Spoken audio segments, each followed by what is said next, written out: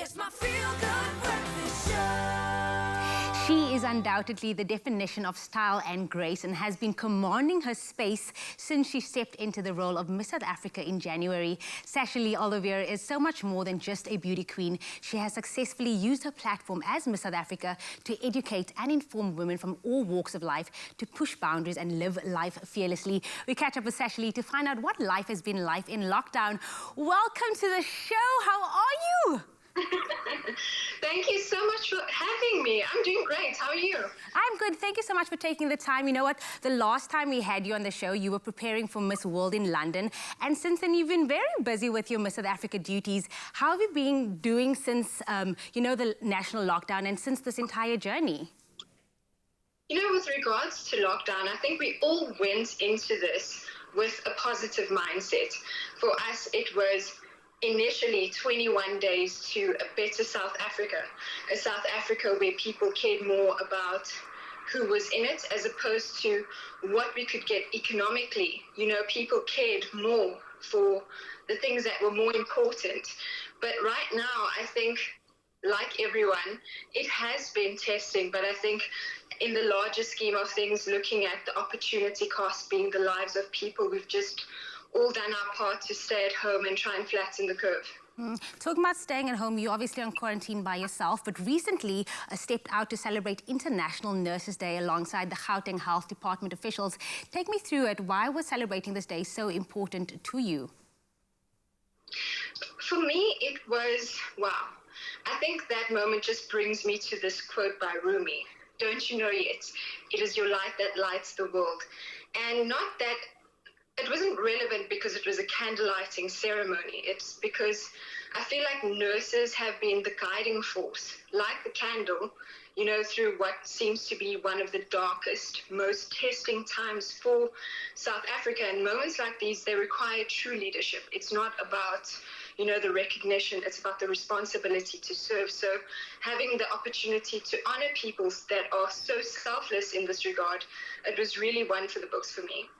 I'm getting goosebumps just hearing you say that, but you've obviously had such a tough responsibility since being Miss South Africa in January. What has been some of the biggest challenges that you faced, and how difficult is it now to be able to carry out your duties during this COVID-19 pandemic? I think Miss South Africa is a role that's very dutiful. You would be required on the ground. And unfortunately, given the nature of COVID-19, we haven't really had the opportunity to basically interact with the people who need us most. So that has been very difficult for someone like me because I'm very hands-on. But I think what it's taught us is to basically be grateful for what we have, which is our global community online, and now have the opportunity to interact on that platform. So we're using now what we have. I think it's just a matter of learning how to adapt to situations like this. And maybe talk about some of the highlights. What has been some of the best moments being Miss South Africa and being in such an amazing position? Wow. You know, I think we have to go all the way back. The day I got the phone call, you know, just being told that I'm in the top 35 at the time. And I remember looking for my mother. I'm thinking, okay, I don't trust her now because she pranks me quite a bit, her and my sister. So I didn't really know if I really got in.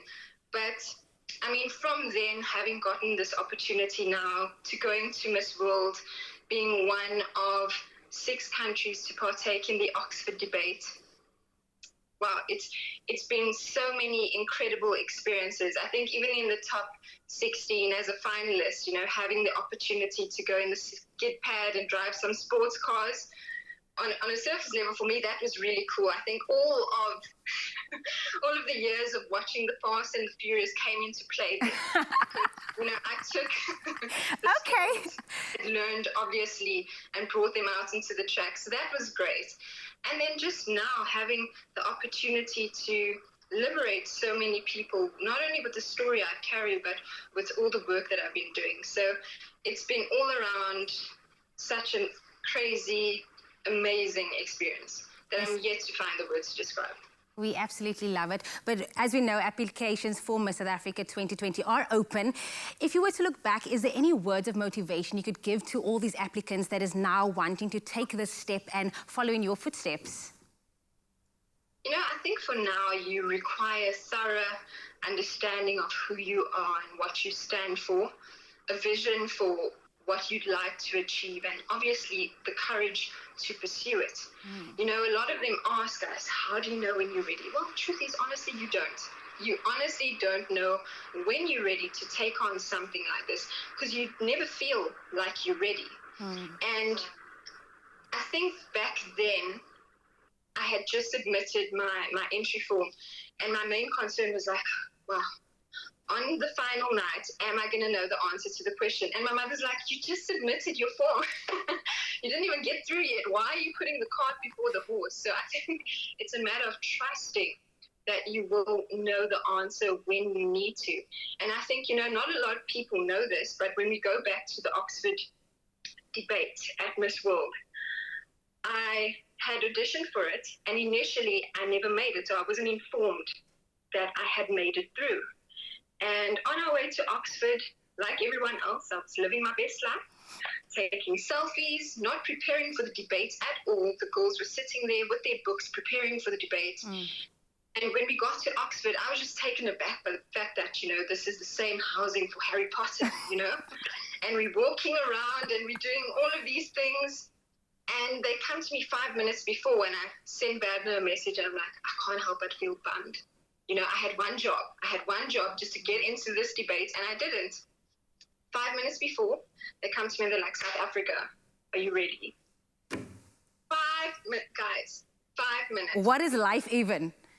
And while I'm signing my consent form, I phoned Badner, and he took 2 minutes to bring me down back to earth and calm me down. And I spoke naturally in the debate, not knowing exactly what the instruction would be.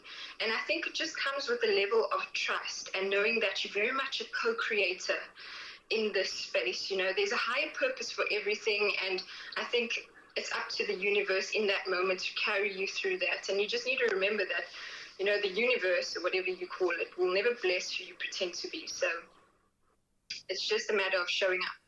It's all about commanding your space and trusting your journey and also trusting your purpose. And that is what I always see in you. It's like you know who you are, and you never shy away from that, because you're always representing and coming there and owning the space and owning your throne. Listen, I wish we could have you for the entire hour, but we can't. I know you have so much to do. So a massive thank you to you, Miss South Africa, Sasha-Lee, for taking the time to chat to us this morning. We love you. Thank you so much for having me. We know that she has owned this space, and we look forward to seeing her grow, and we wish her all the best for the future, and good luck to all the applicants hoping to follow in her footsteps to become Miss South Africa 2020.